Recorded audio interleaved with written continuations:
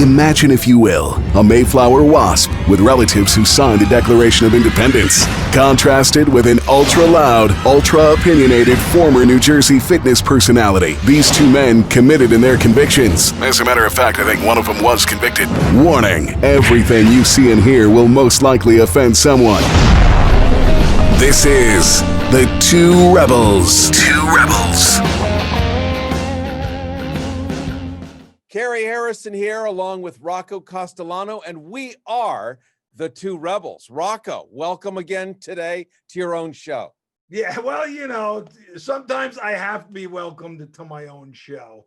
We have all these changes being made because we have a very, very special guest today, Jason Stapleton, and but I got this big mic now in my face because I was told by the producers that I wasn't loud enough. So I have to have this big microphone in my face. I can't believe that I'm not loud enough, but it is what it is. And Jason, how are you, man? We're so excited to have you here. Man, I'm doing good. Thanks so much for having me. I'm doing great. It's been a busy week. So I was a little late. Your audience doesn't know this. I was a little late to the party, but it's because I got my wires crossed. My assistant had a baby last night. She's very excited. Her and her husband's very first, and so they are at home enjoying time with that new family. Meanwhile, I'm pulling my hair out because I'm lost without her. But I appreciate you guys having me. Well, we're glad to have you. Let's just tee up who you are. You are an entrepreneur, Jason Stapleton. You're one of the stars of History Channel's The Tesla Files. You have a new book called Nomadic Wealth, which lays out how entrepreneurs, even established businesses, can create new income from anywhere and stop relying on others to create wealth. So many people, when the factory closed because of the coronavirus, that's it. I don't have any other skill sets. Never thought about it. I'm fucked for the rest of my natural life. Well, you teach people how to figure out who they are. And one of the tricks you did, Jason, which I really love, is you asked yourself that big, important question that a lot of people don't know that they can ask themselves, which is, if I could do anything for the rest of my life, what would it be? And poof, out came this invention.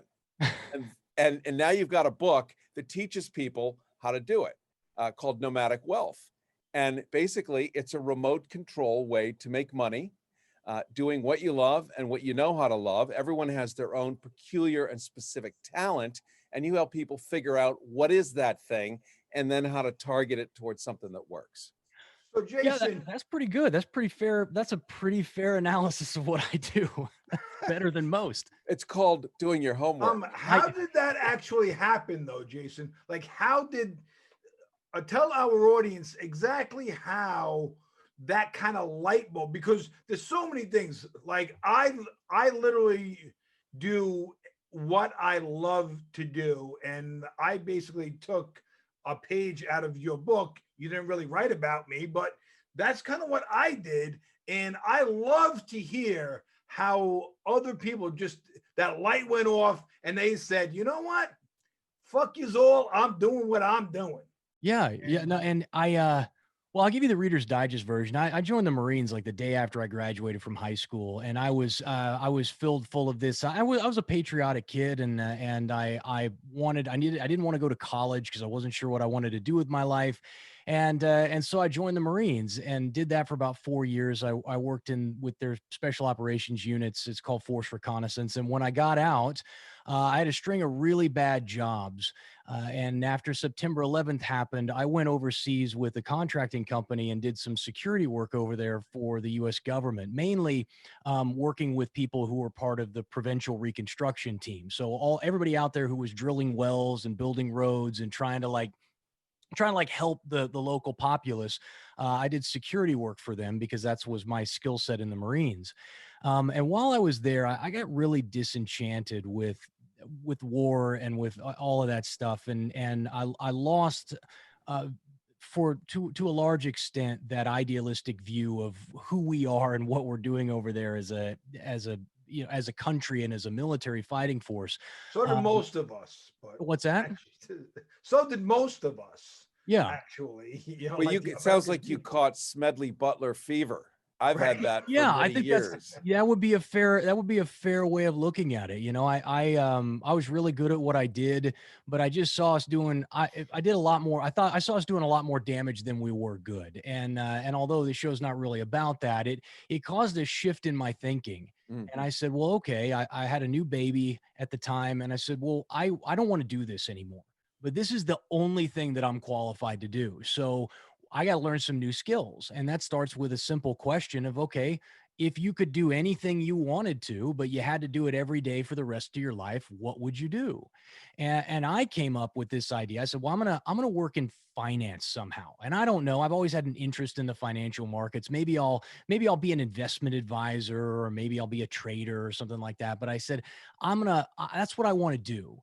But not knowing anything about it and having never gone to college, I spent the next 4 or 5 years really just studying the markets. And every spare minute I had, I would stare at charts, and I'd read books, and I would practice and study. And over the course of the next several years, I got to be pretty good at it. And I had planned on opening up a hedge fund, but when I took a look at all of the restrictions, the financial restrictions, the regulation, it was extremely difficult and costly. I realized I had to have about $20 million under management in order for me to like replace the income that I was getting overseas. And then I figured out after some deliberation that, hey, you know what? Although if me getting you to give me my money, if you give me your money, there's a lot of regulation with that. If I just tell you what I would do if I had your money, there's like no regulation on that. So I said to myself, well, why don't I just start an education company? I've taken courses over the years. I've read a bunch of books, and I said, my stuff's as good as anything that these guys are doing. And I think I could probably do a better job of teaching it than most of these guys are doing. And so I started an education company. And for the next 8 years, I worked with traders and investors to help them learn how to manage their own money. And that became a reasonably successful company. We were doing, I don't know, between $3 and $5 million a year, and just having a really good time. And that was kind of how I fell into this concept of building information businesses, building mobile businesses that don't rely on a specific location or area of the world in order for you to be successful. And then about in 2017, I left that company and started the consulting firm that I have now, which essentially works with businesses and teaches them how to do what I do, and then helps them grow and scale their businesses once they're to a certain level. And you took this right to the History Channel. You were on the Tesla Files, which, I mean, who doesn't now know about Nikola Tesla? And, the grandfather of all things molecular and modern and useful today. Tell us a little bit about what you did for the History Channel, because it's really interesting.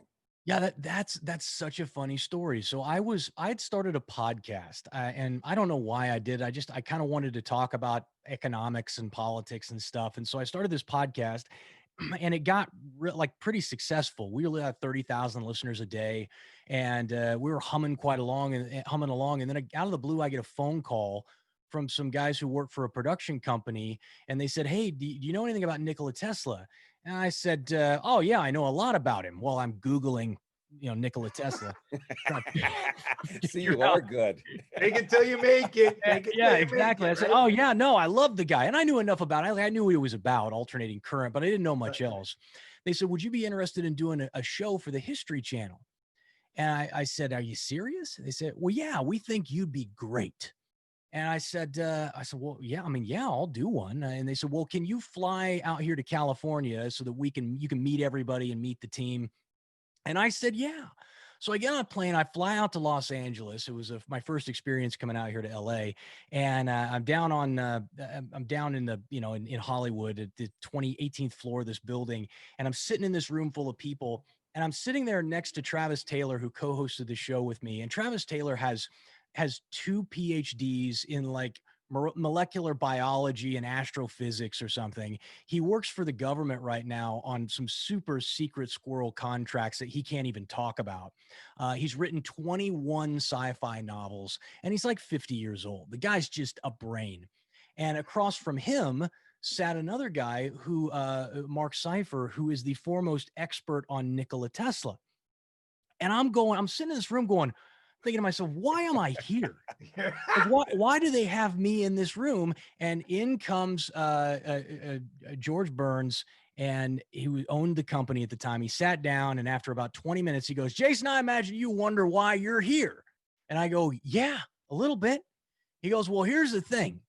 We need somebody to ask the stupid questions. And it's best is good looking. I'm not kidding you. They had the entire reason I was allowed to do that show is because I was a good looking guy who could ask the stupid questions because I don't know anything about Nikola Tesla. So that's how I got on TV. Well, you and every other anchor on CNN. We're talking right now to Jason Stapleton, as we just found out, one of the stars of the History Channel's The Tesla Files. He's got a new book called Nomadic Wealth. Rocco Castellano along with me, I'm Harrison. We're talking about creating wealth from nothing, something that he's done, having changed oil in cars and done a variety of different menial jobs, but also woke up to the fact that you can actually do your heart's desires. But it's almost culturally illegal to lay in your bed, take 20 minutes and say, if I could do anything in the world, what would it be? Because you're not supposed to do that. You're supposed to be a lawyer, a doc, you're supposed to whatever. But you can actually decide, what am I naturally capable at? And Jason, correct me here, and Rocco, same thing. We all know what our natural talents are. If we look back to when we were 13 or 12 or 14, we had hobbies. Remember those hobbies when you had something called free time? Yeah, hobbies. And you were like really good at doing certain things. Well, somebody else is doing that certain thing and getting paid for it, but to them, it's just an effing job and they hate it. For you, it's nirvana. If that firm, that company, that organization found you, discovered you, productivity would be through the roof. They'd have to bolt the doors. You'd be clawing at them to get in at 5:30 a.m. to start working. You are the perfect guy for them. But most of us aren't taught to think that way. And you've actually focused it now, Jason, and you're showing people how to do it. Well, I think it's important to, there's a couple of things that I think are really critical because you talk about asking the question of what you do well or what you want to do with your life. Technology now is at the point where I think anybody who wants to can be in business for themselves. But I think more than importantly is that you talk about, oh, you're not supposed to ask that question. And there's an assumption that that's somehow idealistic and you need to get your head down out of the clouds. And I think especially even for a generation or two before me, I'm 41 right now. So if you go back to my parents, my grandparents, they didn't have the opportunities that we have today. I mean, for the first time really in human history, not just American history, but human history, we have the opportunity to consider our own satisfaction, the pursuit of our own desires and our own ideals when we choose what we do for a living. You know, when my grandfather was a farmer. His father was a farmer. His father's father immigrated from Germany, and he was a farmer. Like that's what they did. My father went to law school. He was the first guy in his family to break that kind of tradition. But he went to law school because that's what his father wanted him to do. We haven't lived in an era where you could consider your own fulfillment in the work that you do. And anytime you tried to do that in the past, people would respond by saying, oh, that's idealistic. You shut up, be a doctor, be a lawyer. We don't have to do that anymore. And I think one of the most empowering things that you can give someone is the freedom and the belief that they can choose their own destiny. And now more than any time in history, we got a chance to do that. And hasn't COVID created that, whether anyone likes it or not? It has literally hit the master reboot, and everyone, excuse me, everyone can't breathe the air here in LA like you and me, Jason. The smoke is kind of thick. But everyone is now in a master reset. This is now the first time where everyone can actually think about, what can I do next? Yeah, and I think the other thing that that COVID has done is it has shined a spotlight on just how fragile most people's economic lives are. That, Yep. you know, even a lot of people think I work for a good company and I kind of like what I do and the people respect me and I get up and I don't actually hate the people that I work with. But that doesn't mean that you're not operating in a very shaky financial situation. And I think COVID, for at least 40 million people, they woke up one day thinking that their job was secure. And in an instant, they realized they couldn't pay their bills, that they were completely dependent. And I think, if anything, people are at least open to the concept now that, hey, maybe I better have a something else other than just this one job. Well, and there's two things there that I just want to get talk about too, because you said, we know that COVID was a huge, and I keep telling everybody that I do work with, right? Because I do something similar to what you do, but I'm a cleaner. I people call me when they're either starting up a company, or when they fucked it up so bad they need help fixing it, right? And so, but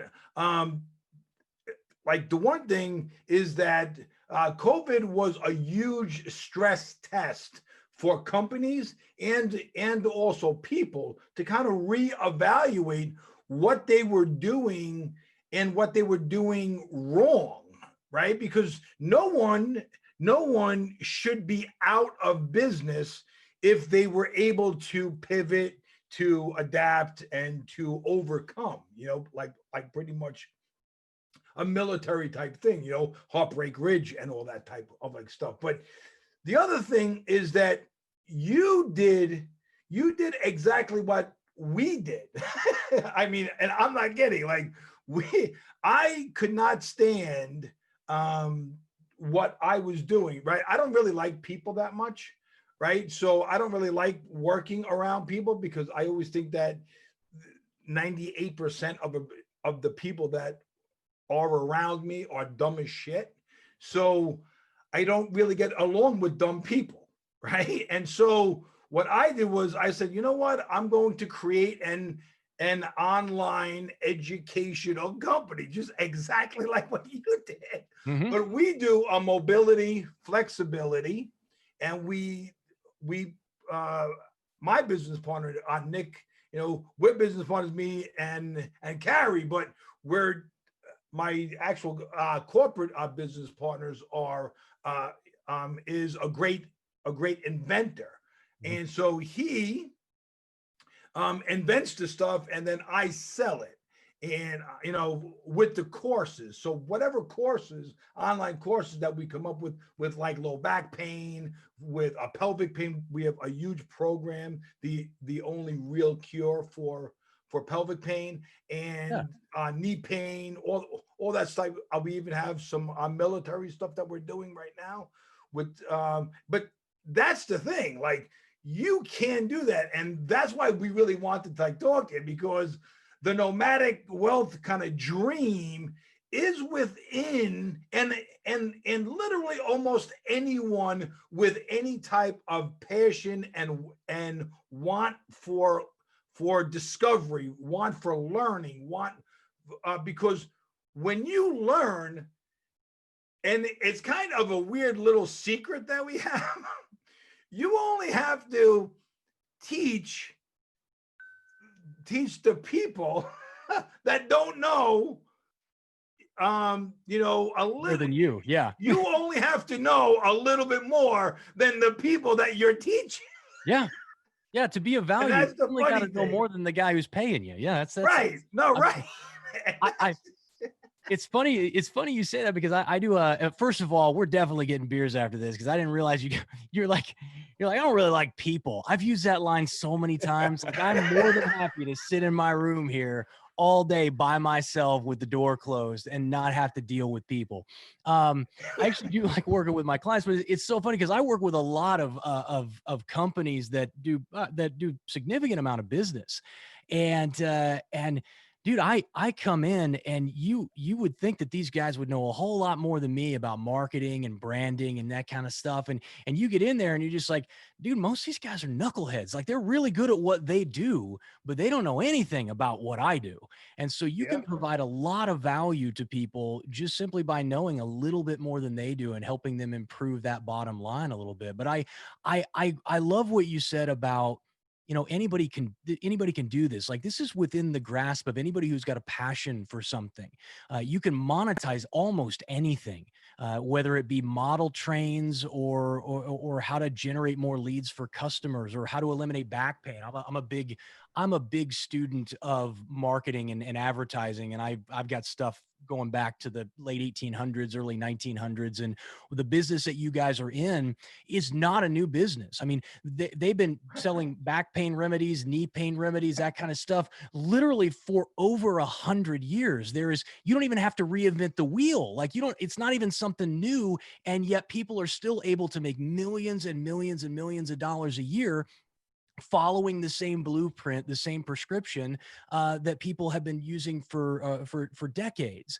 And so not only is it easier now than it's ever been, but you also have proven business models and templates. You don't even have to blaze a new trail.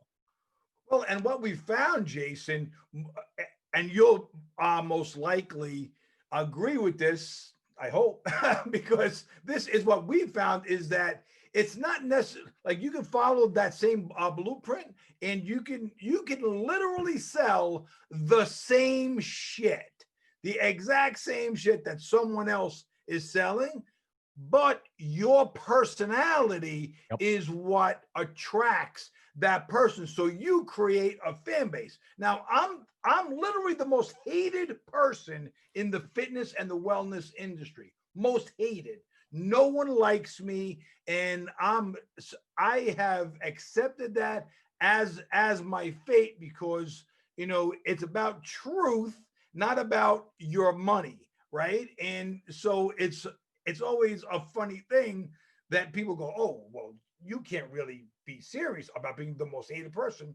Look online. I'm the most hated person in the wellness and fitness industry. But I still make a lot of money because I don't care if you hate me or you love me, I'm still making money.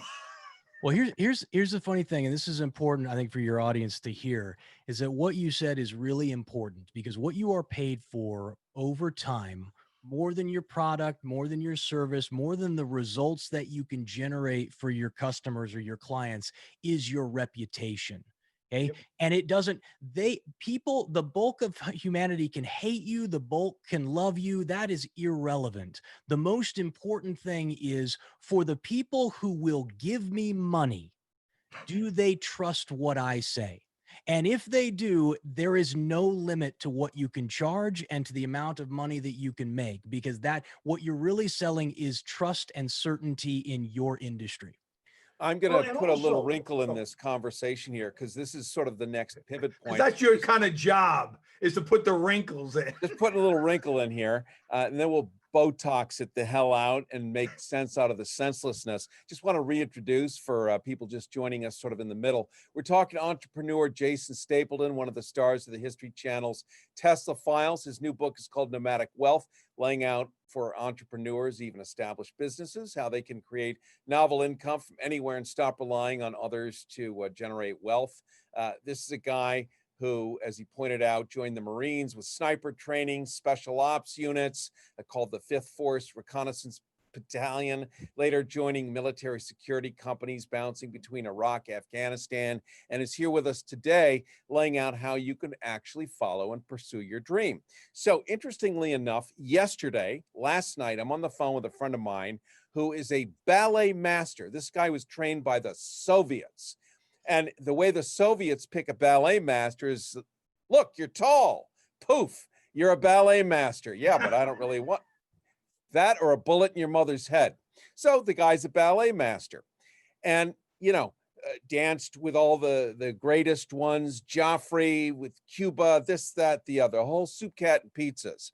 And I said, listen, you've got an opportunity right now to do courses, like 3 or 4, Ballet 101. There are 1 billion people on earth who are trapped in the house with their children for months. And if they could give them a little exercise or a little diversion, they'll pay a couple of $100 to do that. He won't do it. Well, it's for free through the masters, and you can go here and you go there. I said, but it's not you. You're a guy that the fucking Russians trained at gunpoint to be the finest, most swift and keen, fibrous, mechanical ballet dancer in the world. You have something to tell, but other people are doing it and it's free. You run into that a lot. I think both of you guys do. Sometimes you want to just punch you in the face because that's something that is so annoying, because you have this, there's so much mastery out there, and these masters are dumber than there's people out there right now making multiple millions. Like I've got a friend that I'm in this mastermind with that's making $50 million, and he literally can't tie his fucking shoes. And you're going, what? How the fuck are you making $50 million? Right? And so, Jason, you have to know people like that too. Oh yeah, I mean, there's what I've learned, especially, and that started when I started studying trading, is that the smartest guy in the room is not the guy making the most amount of money. The most proficient, the most I guess technically advanced in whatever their field is rarely the guy who makes the most money. I guarantee I can think of multiple examples of this, but like take your ballet guy as an example. Okay, that story will sell far more ballet classes than someone who is Juilliard trained and who knows every movement impeccably, mainly because most people can't tell the difference, right? Even at the pro level, it's difficult for you to tell who's the really, really great artist and who's just the pretty good artist. And so what ends up being the difference is who can promote, who can sell themselves, and who can create the greatest amount of buzz and energy around what they do. But it is rarely the smartest or the most educated or the most proficient person who ends up making the most amount of money. And so for people who worry about that in terms of, well, I'm not really an expert. Even the experts aren't really experts. They've just done a better job of convincing you that they can help you than anybody else. So it's the story, like it has been It's always the story. Since we were sitting around campfires in caves. Yep. It's the story. Yeah. Well, think about it. Would you guys have had me on the show if my PR guy had just hit you up and be like, "Hey, this guy wrote a book and he lives in California and he has a company"? No. Yeah, you and 750 million other people. Right, exactly.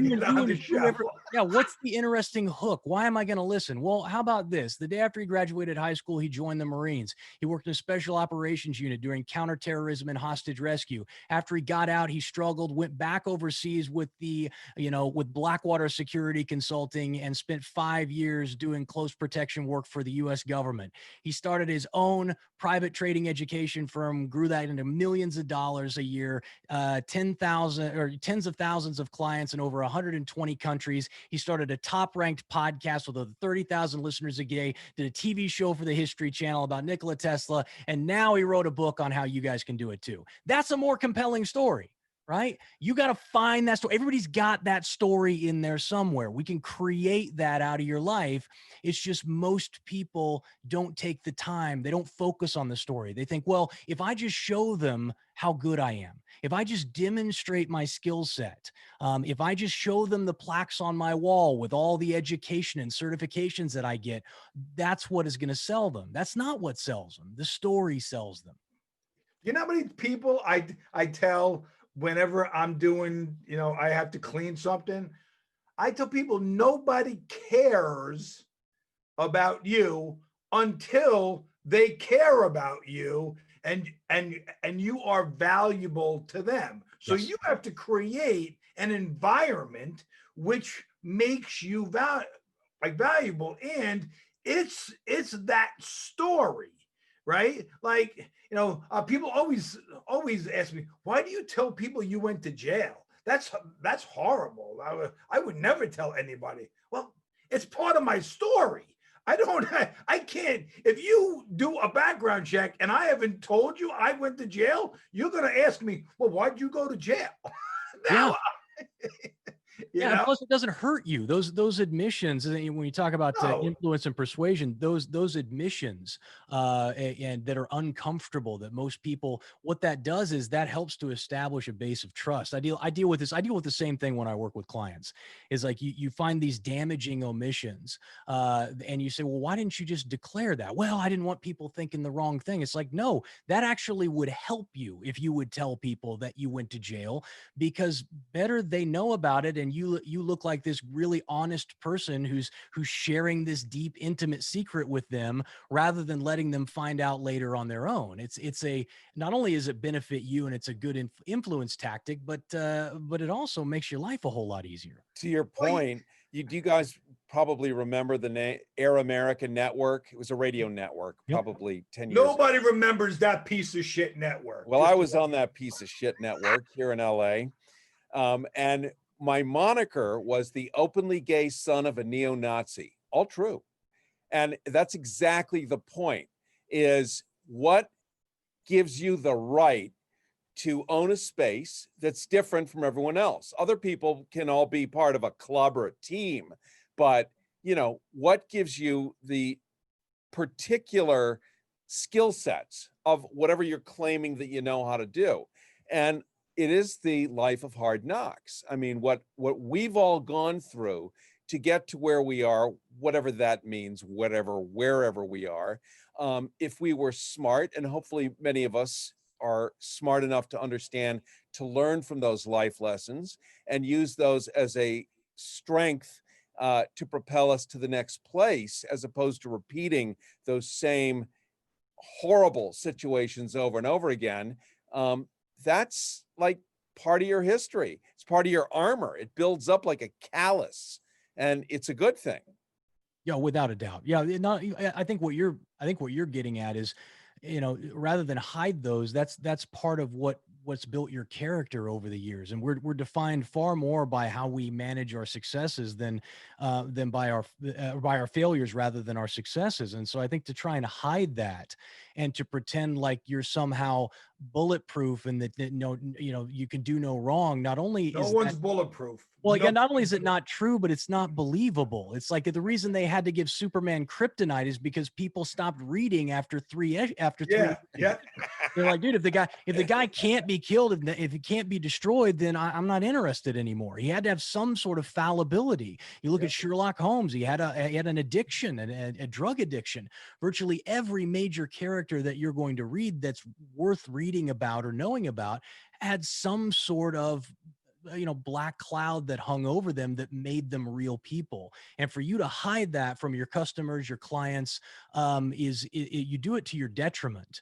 Now you have to be very careful that you don't have like, oh, I'm currently an alcoholic, and I'm shooting heroin at this minute when I'm talking. No, you can't get rid of your demons. Yeah. Overcome your problems, and then you can talk about them. Yeah. But like there's one thing though I did want to say, because your book's so cool about how you can do this nomadic wealth with the online educational type stuff. And one thing that most people don't really understand is that you don't need to make $1 million, right? There's so many people out there, right? And for a few years, right, when I was just kind of building all the stuff, right, because I was a multiple millionaire, and then I was like, oh man, this is like way too much work. I don't like to fucking work this much, right? Yeah. And then, but most people can live very, very, very well, right? On a 6-figure income. And you don't have to be making multiple millions to live. Like we were talking, the other day, Carrie, about, if you really didn't have any debt, you could live like a millionaire on literally $30,000. Yeah, it was a study that was done just to Yeah. bring you up to speed, Jason. You already know this, I'm sure. Jason Stapleton, by the way, you can check out his work at nomadicwealth.com. It was a study done, and they found that if you have no debt and you make about $29,000 a year, you can live at the level of a millionaire. You can eat good food, you can go to restaurants, you could do this and that, because it only costs about $29,000 if you have no debt, which means you already own your house and the rest of it. So it's a great argument for being debt-free and being able to survive really well, rather than being so highly leveraged. As you know, as I know, living in LA, and where I live in West Hollywood, I just look out the window and there's all these big houses up on the hills. But if you talk to any accountant, these people are hideously leveraged. Yeah. One false move, Right. boom, they're out. COVID-19, one false move. And you make a really important point, is that people think that when they talk about, nomadic wealth, getting wealthy, they think about millions of dollars in private air travel and, luxury yachts and that. And certainly if that's the way you want to live and you can provide that, you make a large enough income and have saved enough money to live like that, that's great. But that's not really what we're after. See that, and if you ask anybody, that's really not what they're after. What they really want is control. They want control over their own life. And it used to be, we watched Wall Street and he says, I got $100 million. I got fuck you money, right? And you can have a fuck you life right now for a lot less than $100 million a year. Yeah. Okay? What do you need? When I talk about it, I say what you want and what we're all after is autonomy. You want to be able to do what you want, when you want, with who you want, where you want, on the terms you want, without having to worry about what it costs.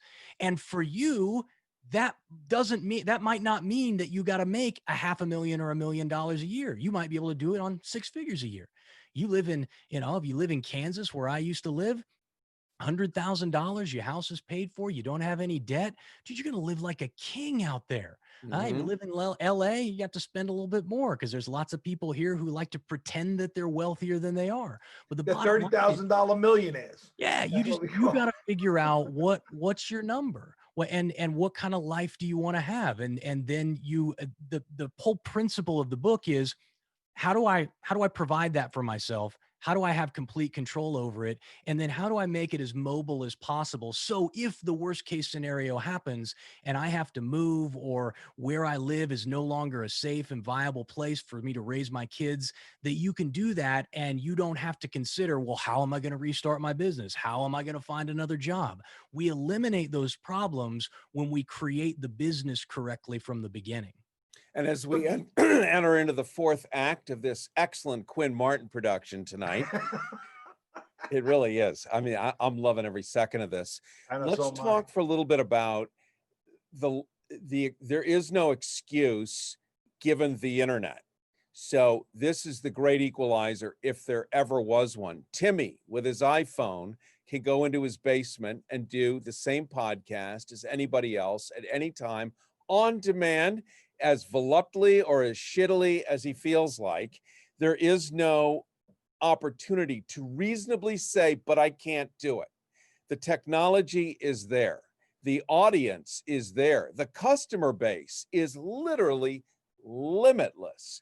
So never before, and you said this before yourself, Jason Stapleton, you've said this yourself, Rocco Castellano, there is no excuse to say, I can't do it, because now everything is possible.